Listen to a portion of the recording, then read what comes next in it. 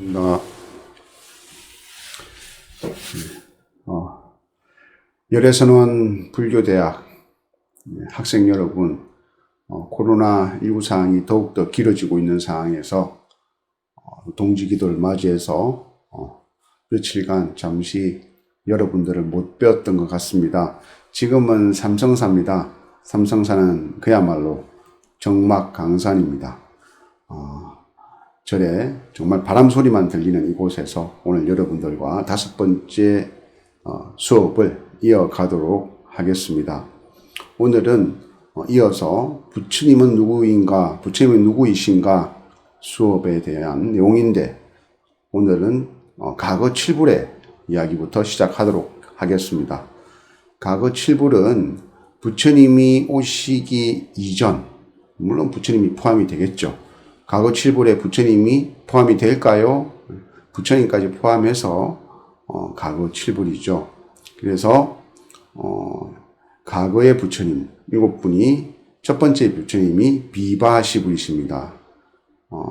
그리고 두 번째 부처님이 시기불, 세 번째 부처님 비사부불, 네 번째 부처님 구류손불, 다섯 번째 부처님 구나함모니불, 여섯 번째 부처님 가섭불, 일곱 번째 부처님 서가모니불, 이렇게 과거불이시죠. 옛날에는 우주가 성겁 또는 형겁 이렇게, 또는 장응겁 이렇게 나누는데요. 아주 오랜 과거에는 장응겁, 또 좀 더 과거에는 형겁, 또 서가모니 부처님과 가까웠던 급은 성숙겁, 이렇게 세 개의 대급으로 나눕니다. 한 대급 아래에는 20급이 있습니다. 그러면 스님, 한 급은 도대체 얼만큼 길어요? 라고 얘기하는데요. 여러분들 유순이라는 얘기 들어보셨을 거예요. 경전에 보면 맨유순만큼의 키가 크다, 뭐 이런 얘기 들어보셨죠. 유수는 길이고요, 급은 시간입니다.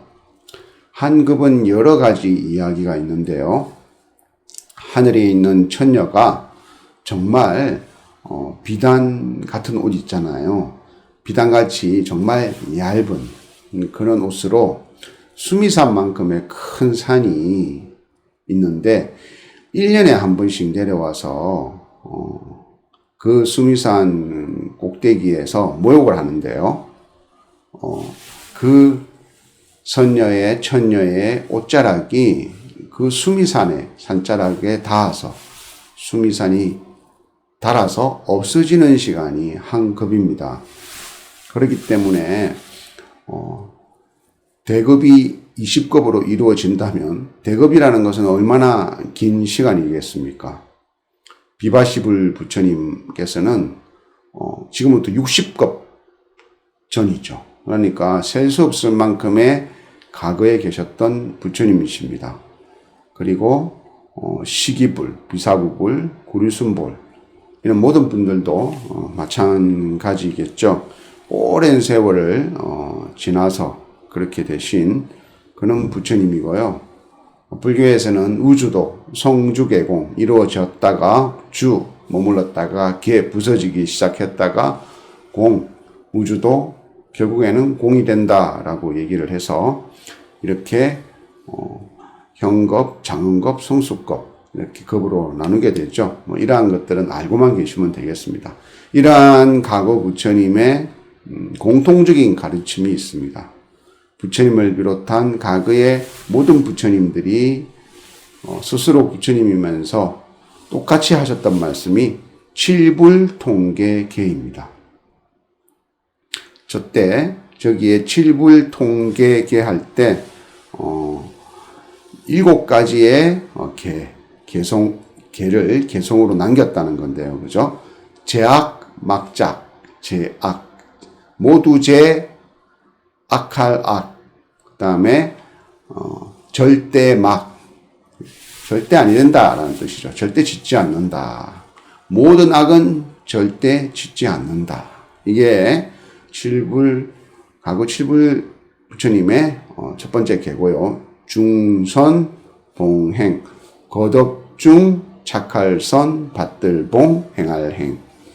착한 행은 거듭 받들어 봉행한다. 그러니까 선업을 계속 지극히 쌓는다. 이런 이야기입니다. 그 다음에 자정기의.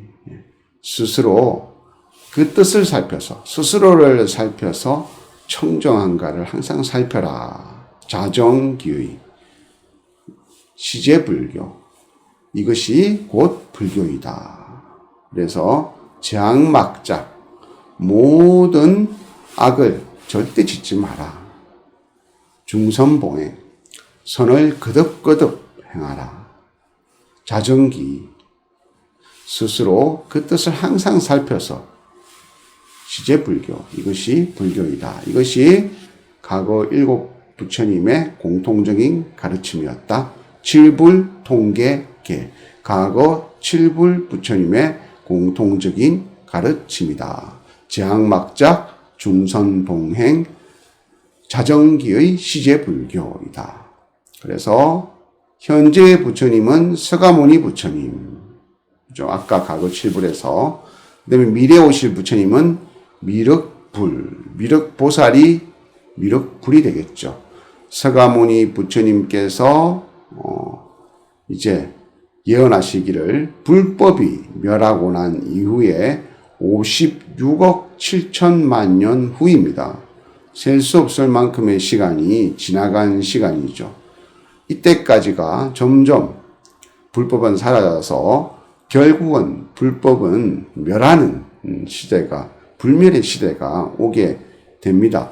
이때 앞서 얘기한 것처럼 불교를 힘겹게 이끌어가는 보살이 바로 지장보살님이시다. 왜? 그만큼 세상이 멸에 악해지고 불교가 모두 사라질 만큼 악해질 때까지도 지장보살님은 그 원력으로 남아서 이 중생들을 제도하실 것이기 때문입니다.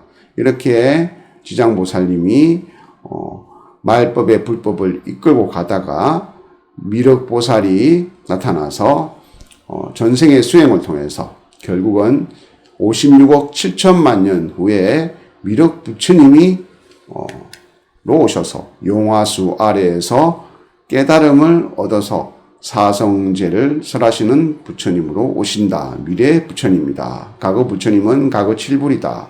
현재 부처님은 서가모니 부처님이다. 미래 부처님은 미륵 부처님입니다. 이렇게 시간적으로 부처님을 나누어 볼 수 있습니다. 이제 공간적으로 부처님의 어떤 부처님이 계신가 알아보겠습니다. 공간적으로는 첫 번째 연화장 세계에 계시는 부처님이십니다. 여러분들 많이 들어보셨을 거예요. 연화장 세계의 부처님, 연화장 세계. 그래서 연화장 세계에는 비로자나 부처님이 계십니다. 그리고 동쪽, 동방에는 불국토가 있는데요. 또 하나의 불국토가 있는데 동방 유리강 세계입니다. 왜 유리강이냐? 모든 중생들의 모든 만물이 유리와 같이 투명해져서 스스로의 마음을 모두 서로 깨끗해서 한 띠끌도 없어서 모두가 너와 나가 분별 없이 사는 그러한 불국토이기 때문에 유리강 세계입니다. 동방에 있는 유리강 세계에는 약사열의 부처님이 계십니다. 아촉불이라고도 합니다. 남방한의 세계에는 보성열의 불이 계십니다. 그래서 보성불이라고도 합니다. 서방극락 세계에는 아미타 부처님이 계십니다. 북방무세계는 부동존열의 부처님이 계십니다. 미요 음성불이라고도 합니다.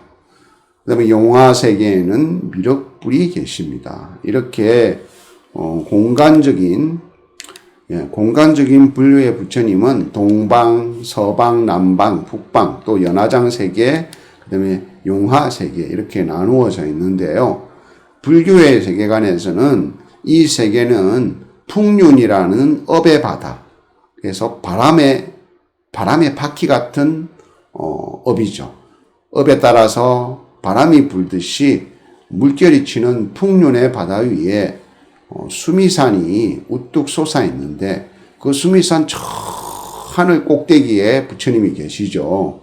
그리고 우리가 아는 여러 신들은 수미산 꼭대기 바로 위에 있는 하늘에서 살고 있고요. 그 다음에 우리가 절에 가서 만나는 사천왕들은 수미산 중에 그죠? 이렇게 살고 있는 것이죠.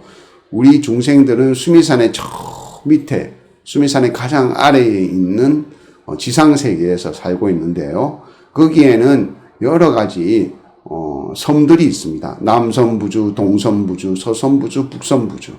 여기에 나오는 북방무세계, 서방극락종토세계, 동방유리강세계하고는 다르지만 똑같이 중생세계도 그러한 수미산 아래의 풍륜 바다 위에 남섬부주라는 섬으로 끝도 없는 섬으로 이루어져 있어서 그 남섬부주에 우리 인간들이 살고 있고요. 이와 같이 그 수미산에 끝없는 하늘 위에는 이와 같이 서방극락종토 그리고 동방유리강 세계가 있다는 것입니다. 그래서 공간적으로 이렇게 부처님을 나누어 볼 수 있습니다. 그러면 부처님은 어떤 분이냐? 부처님은 어떻게 말씀하실 수가 있느냐? 부처님만이 가지는 18가지의 공덕을 가지고 있습니다. 아무리 간세음 보살님이 수행을 많이 하고 지장보살님이 그 원력이 크다 하더라도 이 부처님이 가지고 계시는 18가지의 공덕은 가지지 못하기 때문에 18불공법이라고 합니다. 여기 나오는 것처럼 18가지의 불공법, 18불공법, 18가지의 불공, 같이 공유하지 못하는 거죠. 부처님만이 가지고 있어서 불공입니다. 누구도 가지지 못하고 같이 할 수 없다. 부처님만이 이 18가지를 가진다고 해서 18불공법이다. 그래서 18불공법은 부처님만이 가지는 위대한 법이다. 그래서 이승이나 부처님에게 있는 공덕으로서 이승이나 보살에게는 같이 있을 수 없는 18가지의 공덕이다. 이승이라는 것은 성문영각을 얘기하죠.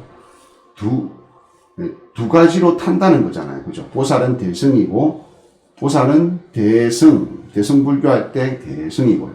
이승은 대승불교와 반대되는 소성낭방불교라고 할 수 있는데요. 그죠? 그래서 성문과 영각을 말합니다.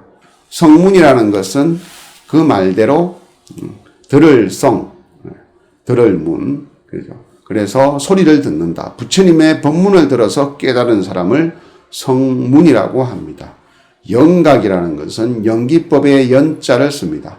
부처님의 영기법을 각해서 부처님의 영기법을 수행을 통해서 깨달아서 영각이라고 합니다. 그래서 그 두 깨달음의 형태, 그 두 깨달음을 이룬 사람들을 합쳐서 이승이라고 하고, 대승불교의 보살도를 통해서 깨달음을 얻은 사람을 보살이라고 합니다.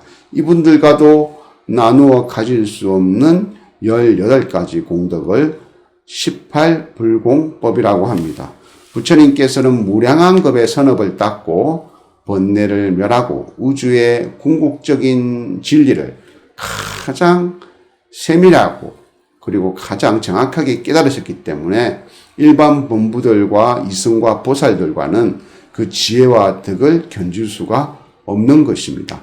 그래서 이 18불공법에는 심력, 부처님께서는 10가지의 힘을 가지신다고 해서 심력, 그리고 사무소에, 4가지의 무소불위에, 누구도 그것에 견줄 수가 없는 무소불위에 사무소회를 가지고 계시고, 삼념주, 항상 마음이 3가지 삼념주에 머물고 계신다. 그 다음에 큰 자비심을 가지고 계신다. 심력의 10가지, 사무소회의 4가지, 그 다음에 삼념주의 3가지, 그리고 마지막 대자비심의 1가지. 이래서 18불공법을 부처님께서만이 가진다. 이 정도만 알고 계시고요. 18불공법은 이후에 다시 자세히 여러분들에게 공부할 것입니다. 그러면 이제 두 번째, 부처님은 이러한 분이다라는 것을 알았다면 이론적으로 이제 부처님의 가르침, 삼기의에서 거룩한 부처님께 기합니다 라는 부분에서 기의 불 할 때 그 부처님에 대해서 대략적으로 알았다면, 두 번째 기의 법, 거룩한 가르침에 기합니다 라고 할 때 그 가르침이라는 것이 무엇인가에 대한 공부를 이어가도록 하겠습니다. 우리는 그것을 법이라고 합니다. 진리라지 않고 불교에서는 법이라고 한다는 것 꼭 여러분들 염두에 두시기 바랍니다. 법이라는 것은 여러 가지 뜻이 있습니다. 불교에서 법이라는 것은 부처님께서 깨달으신 진리에 가르치신 교법이다. 즉 불교 교리라고도 할 수 있겠죠. 부처님께서 깨달으신 내용, 그것을 설명해주는 그 자체, 그것을 법이라고 합니다. 두 번째는 존재하는 모든 것도 법입니다. 연기법, 속죄법, 참회법, 공양하는 법, 이런 것들이 다 법에 속합니다. 그 다음에 또 아주 좁은 의미로는 불교 경전 자체를 법이라고 합니다. 너 무슨 공부하니? 법 공부해. 법 공양을 올려야지 할 때 법. 이런 것들이 법이 되겠죠. 자,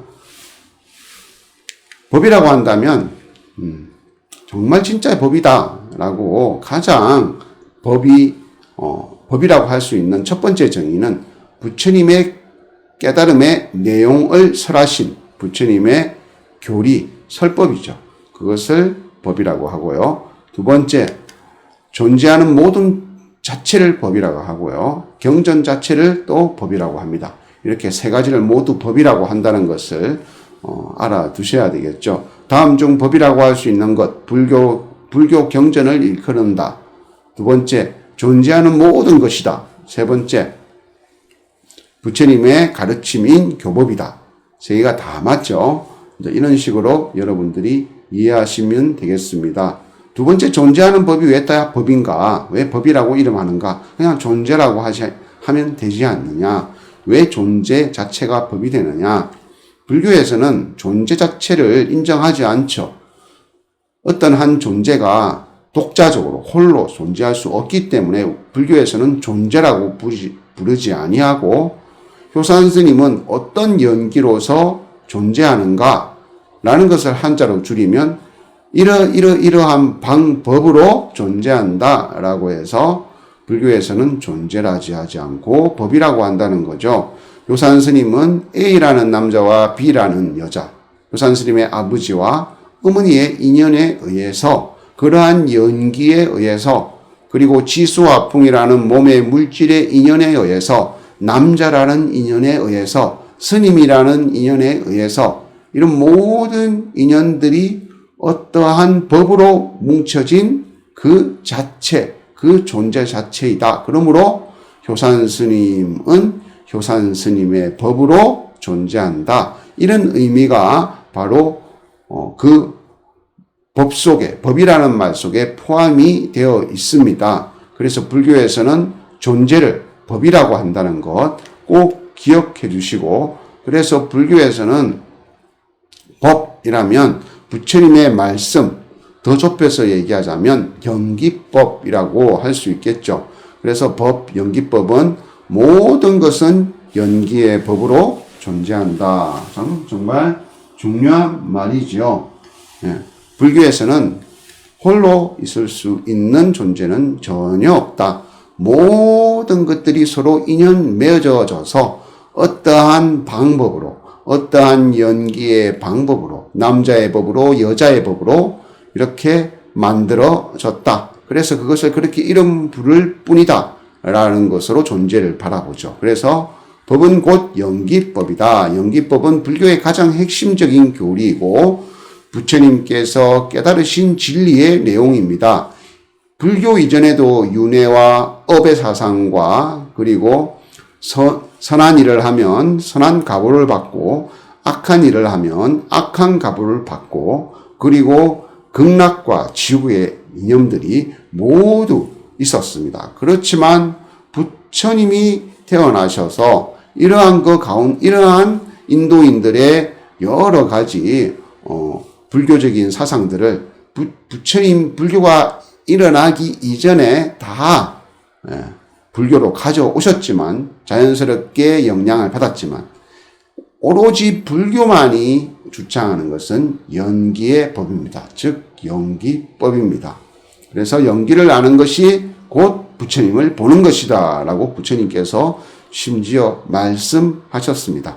연기라는 것은 무엇이냐? 연기, 인연 맺을연 일어나기, 모든 것은 인연 맺어져서 일어난다 라는 것입니다. 절대 그냥 일어나는 것이 아니다. 모든 존재는 일어난 인연이 있다라는 것입니다. 그래서 나라고 하는 것도 나만이 있을 수 있는 것이 아니라 나와 남이 같이 있을 때 나가 있는 겁니다. 남이 내게 주는 분노도 남이 내게 주었기 때문에 남에게서 만들어진 분노가 아니라 그 남이 나에게 준 분노조차도 내가 있었기 때문에 만들어진 것이기 때문에 그 분노는 나와 남이 만들어낸 분노이다. 이렇게 바라보아야 한다는 것입니다. 즉 모든 것은 원인과 조건이 있어서 생겨나고, 원인과 조건이 없어지면 소멸한다.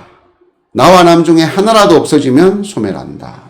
분노를 주는 대상, 어떤 원인이 있으면 그 원인을 받는 그 대상과 함께 있어야 분노가 일어나는데, 아무리 상대방이 나에게 분노를 일으켜도 내게 그러한 조건, 마음의 조건이 없어서 이미 해탈을 해버리면, 아무리 그 사람이 나에게 하루 도둔다 해도 나는 화가 나지 않는다. 반대로 나를 하루 도두는 사람이 그 도둠으로 인해서 내가 화를 일으키기 때문에 그것이 원인과 인연이 되어서 분노라는 연기의 법으로 나타난다. 이렇게 말하는 것이 불교의 존재입니다. 즉 원인과 조건이 반드시 있을 때 존재는 생겨나고, 원인과 조건 중에 한 가지라도 사라지면 그 존재는 사라진다. 이렇게 얘기하는 것이죠. 이것을 진리의 형식, 말의 형식으로 정리를 하면 이것이 있으므로 저것이 있다. 분노를 일으키는 대상이 있고, 분노를 일으킴을 받는 그 내가 있어서 이것이 있으므로 저것이 있다. 그래서 차유고 피고이다. 이것은 무엇을 가리키는 겁니까? 연기를 가리키는 겁니다. 연기법을 가리키는 겁니다. 그래서 이것이 있게 되면 반드시 저것이 일어나게 되는데, 이것이 있게 되고 내 마음속에 어떠한 인연의 씨앗, 해탈을 해서 어떠한 업의 씨앗이 없다면 이것이 일어난다고 해도 나에게는 분노가 일어나지 않는다는 겁니다.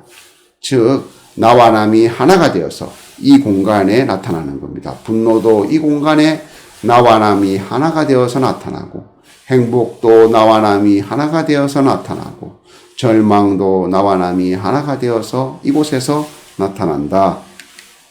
이것이 생김으로 저것이 생긴다. 이것이 생길 때 저것이 생긴다. 분노가 생길 때 화가 생긴다. 그 사람이 내게 이런 말을 할 때 내가 화가 생긴다. 우리 아들이 공부를 잘할 때 내가 행복해진다. 이렇게 시간적 연기, 모든 것은 같이 일어난다는 겁니다. 공부를 잘했는데 그 다음에 공부를 못하면 불행해진다. 이와 같이 모든 것은 연기의 법칙으로 이 세상은 돌아간다. 모든 존재는 연기의 법칙을 따르면서 모두 서로 인연 맺고 만들어졌다가 사라진다. 그러므로 진리이다 라는 것이죠. 그 다음에 이것이 없으면 저것이 없다. 그 중에서 하나가 사라지면, 분노를 일으키는 그 사람이 멀리 떠나버리면, 아무리 내가 분노를 일으키려고 해도 지금 이 상황에서는 분노가 일어나지 않습니다. 분노를 일으키는 사람이 여기 있다 해도 분노를 받아야 할 내가 없다면 분노는 일어나지 않습니다. 이것과 저것 가운데서 하나만 없어지면 모든 존재는 사라집니다. 그래서 이것이 없으면 반드시 저것도 없어지게 된다. 그래서 참무, 피무, 공간적인 소멸이 이렇게 일어나죠. 이것이 사라지면 저것도 사라진다. 참을고 피멸, 시간적 소멸이겠죠. 그렇게 본다면 수행의 포인트는 멸함이죠. 상대방에 대한 마음을 멸하거나 내가 받은 마음을 멸하면, 상대방에 대한 마음이 멸하면 나의 마음도 멸할 것이고, 나의 마음을 멸하면 상대방의 마음도 멸한다는 것입니다. 이게 바로 불교의 수행법이 이러한 연기법에서 나오게 되고, 부처님께서 금방 그와 같은 수행법을 통해서 거꾸로 연기법을 발견해 하신 거죠. 그래서 연기법만이 불교의 정말 불교만이 가지고 있는 가르침이다. 그래서 연기법으로서 부처님께서는 윤회를 설명하셨습니다. 그것이 12연기입니다. 그래서 부처님께서는 아흥경에서 이렇게 말씀하셨습니다. 만약 연기를 보는 자는 법을 보고 법을 보는 자는 연기를 본다. 또한 연기를 보는 자는 부처님을 본다. 라고 말씀하실 정도로 불교가 연기법이고 연기법이 불교고 연기가 부처고 부처가 곧 연기입니다. 아흥경에서는 이러한 연기법을 통해서 12연기를 설명을 아주 잘 부처님의 말씀을 옮겨 놓았는데요. 그것에 앞서 연기법과 비슷한 인가율이라는 것이 있습니다. 인가율이라는 것은 원인인, 결과가, 원인이 있으면 결과가 있다. 이건 연기법에 속하지만 연기법보다는 훨씬 더 작은 범주에 있는 것이죠. 인가율이라는 것은 부처님 이전에도 있었습니다. 선한 행 원인을 하면 선한 가보를 받고, 악한 원인을 지으면 악한 가보를 받는다. 인가법, 인가율이라고 하죠. 그게 인가야 할 때는 그 인가는 연기법 속에 포함되지만 연기법은 그보다 훨씬 큰 의미입니다. 인가법은 도덕적인 의미라고 한다면 연기법은 세계가 생성되고 소멸하는 진리 그 자체이고, 그리고 모든 존재의 존재 방식이고, 그리고 우리가 살아가는 행동 방식이라서 모든 것을 포함하는 진리입니다. 그래서 연기법과 인가법은 비슷한 것 같지만 여러분들이 잘 구별하시면 좋겠습니다. 인간의 의지적인 작용이 원인이 되어서 반드시 대상의 필연적인 결과를 따른다. 인과. 그죠? 그로부터 모든 것이 인연생기하게 일어나게 된다. 인과법 가운데서 연기법이 일어나는 것이죠. 그죠? 인연생기, 서로 인이 되어서 서로 가가 되어서 끝없이 생기고, 상의 상간, 즉 서로상 의지할 의, 서로 의지하고 서로상 관계할 간, 서로 관계에서 모든 존재가 만들어지는 거죠. 효산 스님으로 존재하는 것이 아니라 효산 스님이라는 존재와 우리 열에서는 불교대학의 학생들이라는 존재가 서로 의지에서 있어서 스님과 불교대학 학생이라는 관계가 만들어지고요. 서로 그렇게 관계함으로써 효산 스님과 또 여러분들이 만들어진다는 거죠. 그것을 인연생기라고 하죠. 인과 가가, 인과 연이 서로 생겨날 기, 일어날 기, 같이 일어난다. 그죠? 그래서 여기서 줄여서 연기, 그래서 연기법이죠. 그 연기법을 늘려서 말한다면 인연생기입니다. 그죠? 인연생기가 곧 연기이다. 이런 맞는 말이겠죠. 그죠? 인과 가가 인연이 되어서 일어난다. 맞는 말이죠. 이렇게 여러분들이 나중에 포교사 공부할 때 그러한 말을 섞어서 인듯 아닌 듯 이렇게 말을 많이 하게 될 거거든요. 그런 것들도 여러분들이 잘 분별해서 뜻을 알게 되면 이해하시게 될 것입니다.